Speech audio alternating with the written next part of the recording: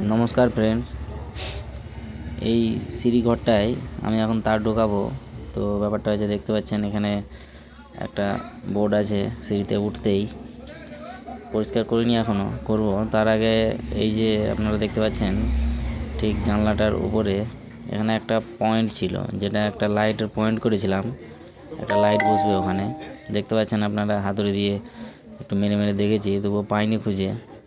তো যাই হোক, এটা রাজমিস্ত্রির ভুল করেছে। এখানে একটা পয়েন্ট ছিল, তারা না দেখে সেটাকে ঢেকে দিয়েছে। সেটাকে আমি খোঁজার ব্যবস্থা করব। দেখতে পাচ্ছেন এটা সিঁড়ি রুম। এখানে একটা সিঁড়ির উপর সাইডে একটা বোর্ড আছে, এই যে বোর্ডটা, ওটা পরিষ্কার হয়নি, তবে করব। তো চলুন আমরা ওটাকে একবার ঝেড়ে দেখি, আর একটু কষ্ট করে দেখি পাচ্ছি কি পাই না। দেখতে পাচ্ছেন সামনে আমি অনেকগুলো হাতুড়ির বাড়ি মেরে দেখেছি, কিন্তু খুঁজে পাইনি। তবু আরেকবার চেষ্টা করছি, বেরোয় কি বেরোচ্ছে না। অনেক চেষ্টা করলাম, দেখা যাক।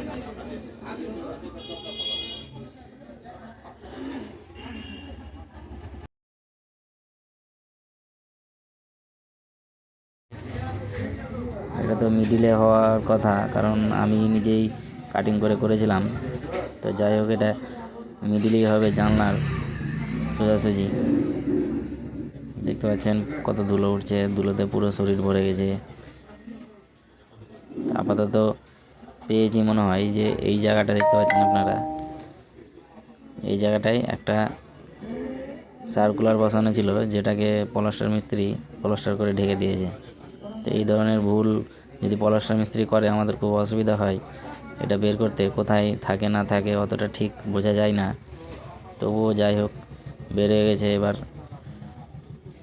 আমি তারটা ঢোকাবো, তার আগে আমি বোর্ডগুলো একটু পরিষ্কার করে নেব।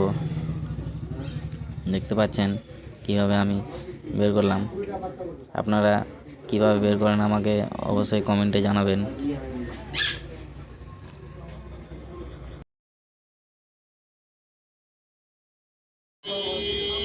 এইভাবে খুব কষ্ট হয়, যেহেতু বোঝা যায় না কোথায় থাকে না থাকে।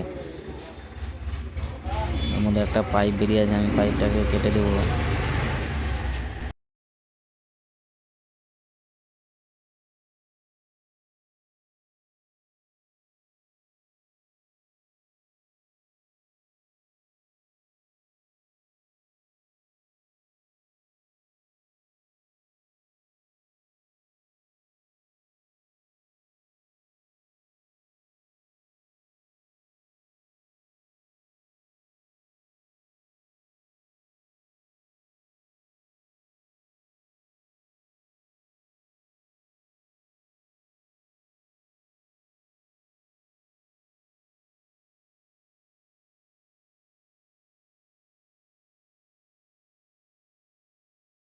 তো বন্ধুরা, ভিডিওটা কেমন লাগলো প্লিজ কমেন্ট করে জানাবেন, এবং আমার এটা নতুন চ্যানেল, প্লিজ সাবস্ক্রাইব করে দেবেন।